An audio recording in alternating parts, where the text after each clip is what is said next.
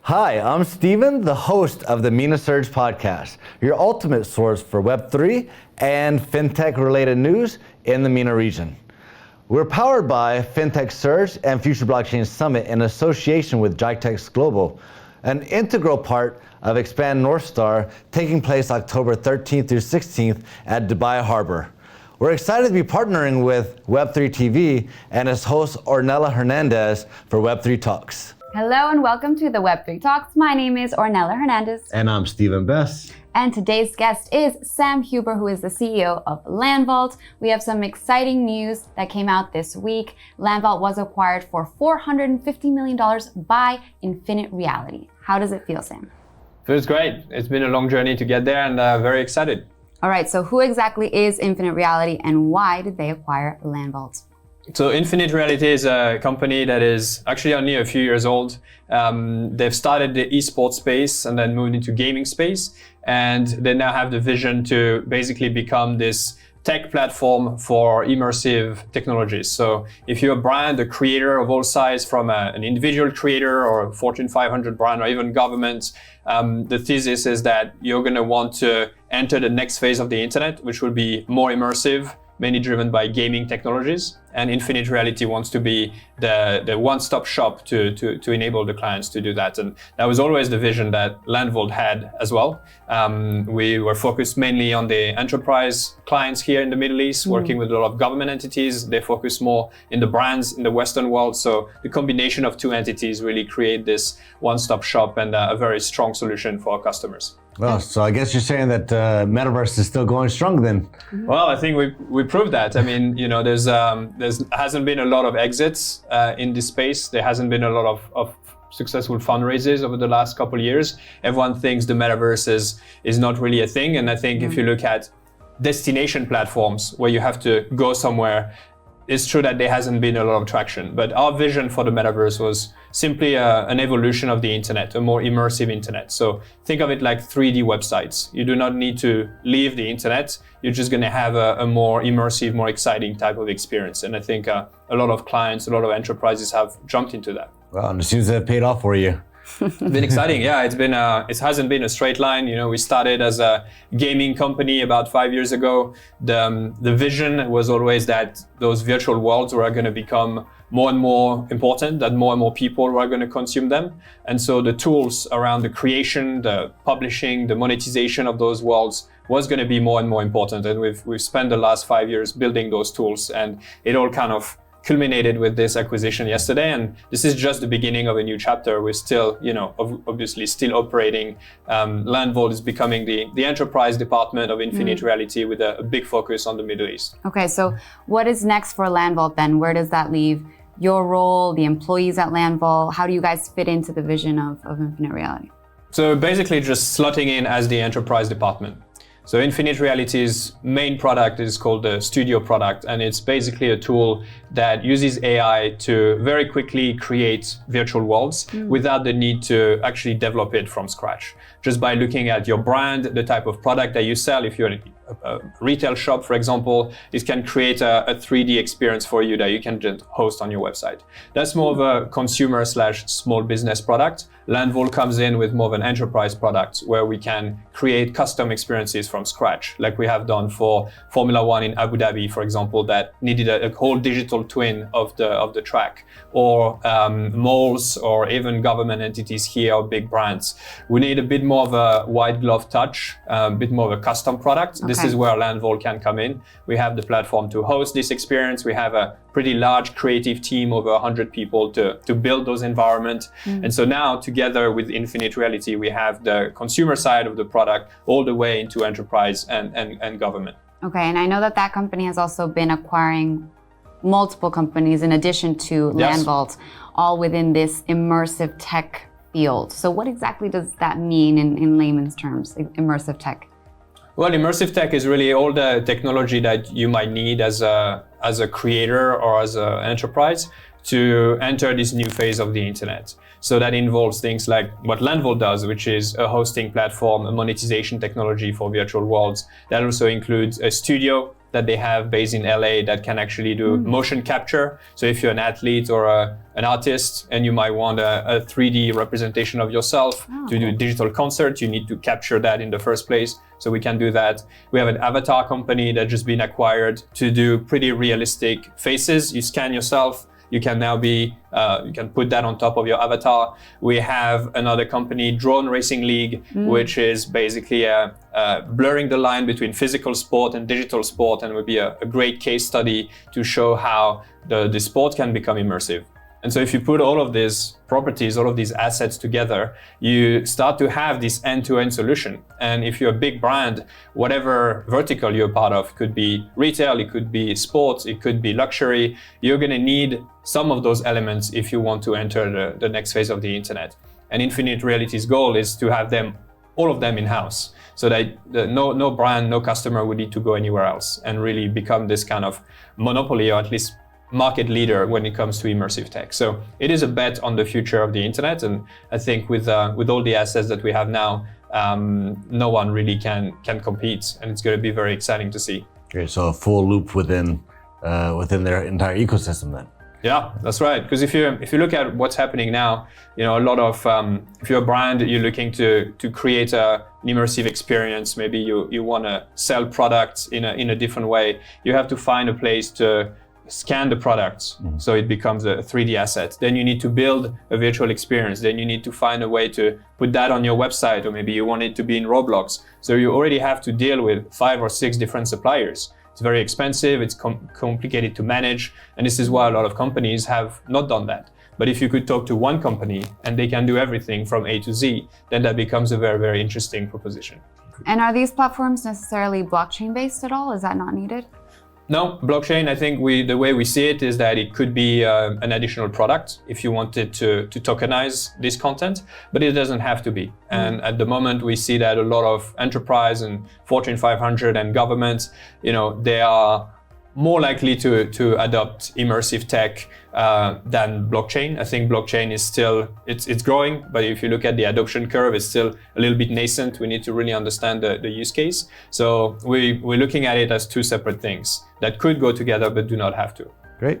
And I think one of the things that we discuss a lot on this show is the difference between what's possible and what's necessary. And so you mentioned like Formula One and Dubai Mall being clients where you created digital twins of it. And I guess if I'm going even further back, what is the benefit of it? Why do we need a digital twin of the Formula One race? Well, what did they gain out of it by being your client? Yeah, that's a great question. I think we've seen over the last couple of months, because it's been evolving very quickly, that the use cases have changed.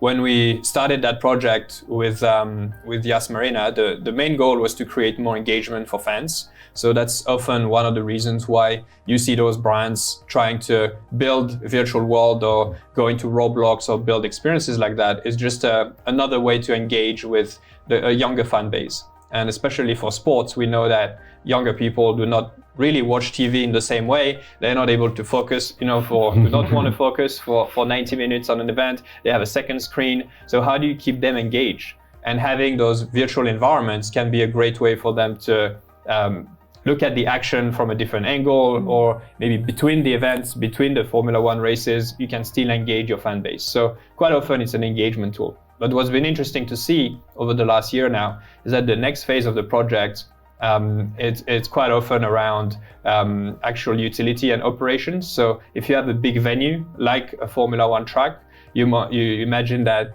emergency situations could arise. There could be floods, like it happened a couple of months ago in Dubai, and the concept of digital twins actually can help for faster responses, faster emergency responses from those events, because you can simulate things in a way that you just can't simulate on top of a physical infrastructure.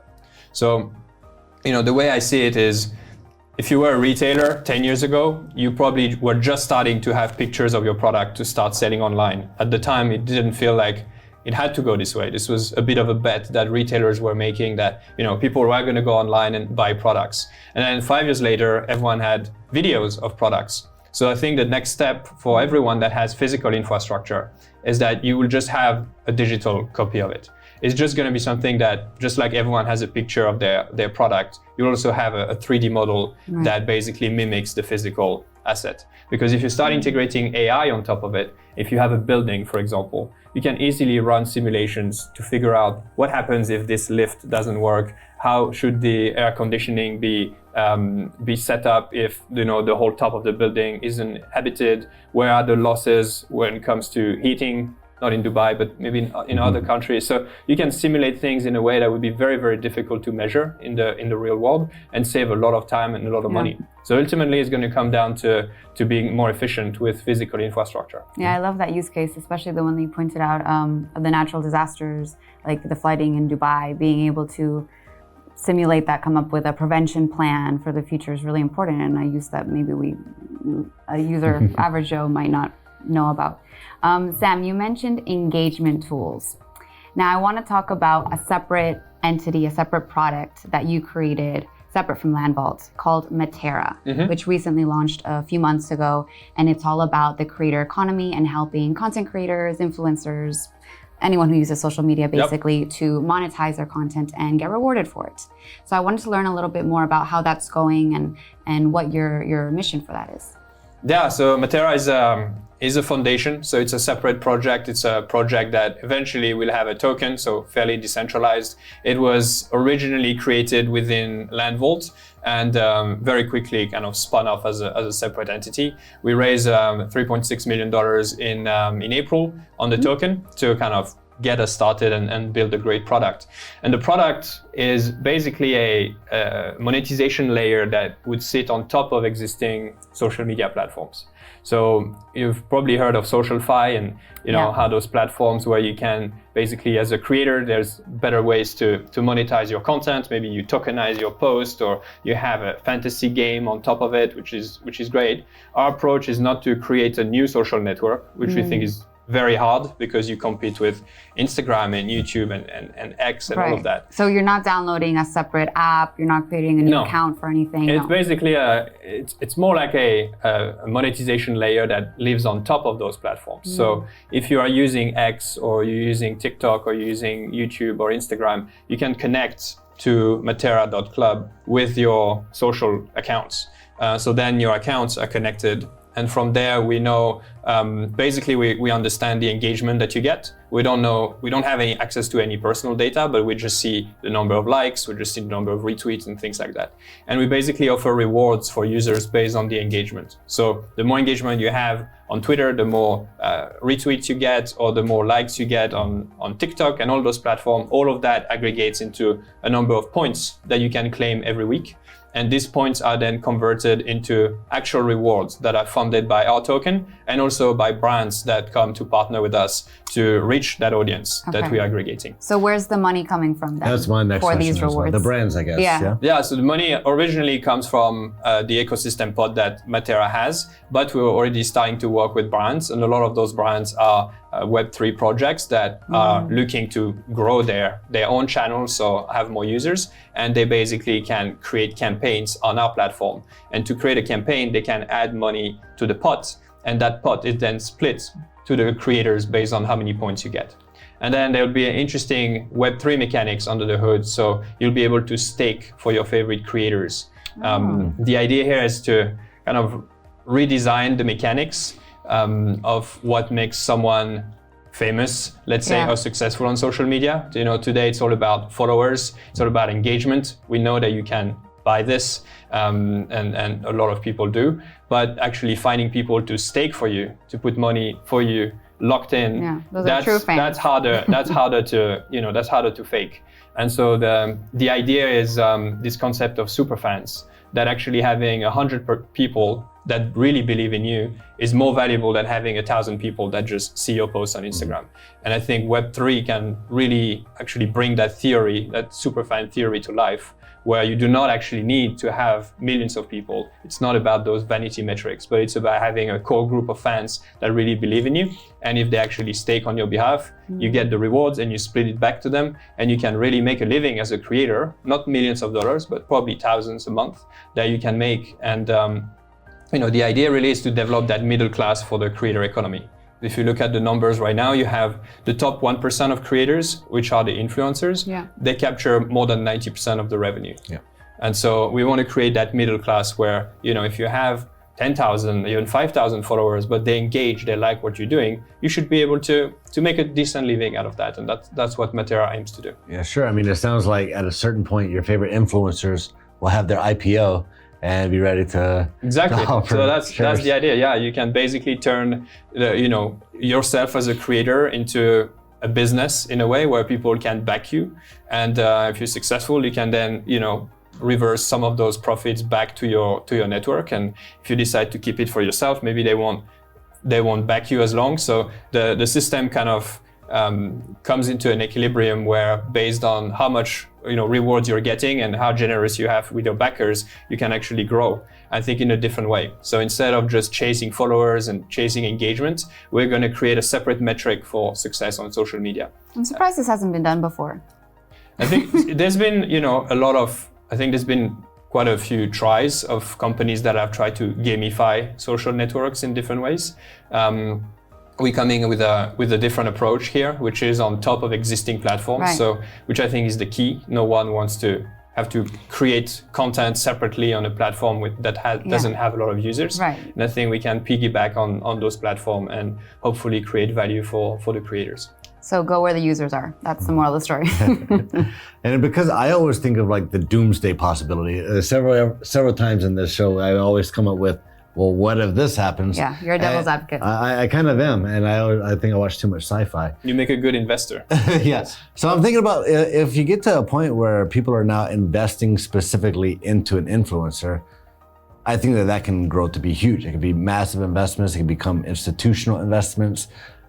At what point do we say, okay, well, now a person is literally owned by their investments, and say, well, now they have to do what the institution says to do. Otherwise, funding gets pulled and that influencer can be, I guess, tanked. That's interesting. Yeah, I mean, so our model is really around staking on behalf of a creator. So the money does not really go to them. It's a staking model. So your name could be there, and you can see that there's a lot of money behind you. So you get a bigger share of the rewards. But as a creator, you do not have access to that money, which could lead to a lot of people running with the cash. Right. So the money is secure in the system, just like any staking. But when you stake, you decide on behalf of who you want to stake instead of just staking at the protocol level. And to clarify, these are Matter tokens that are in That's right. So we'll have our own token. We're actually building the entire DeFi infrastructure to make all of this possible and to bring the creator economy on chain, which will include our own layer 2 as well eventually. And so the Matter token will be used for staking. It will be the gas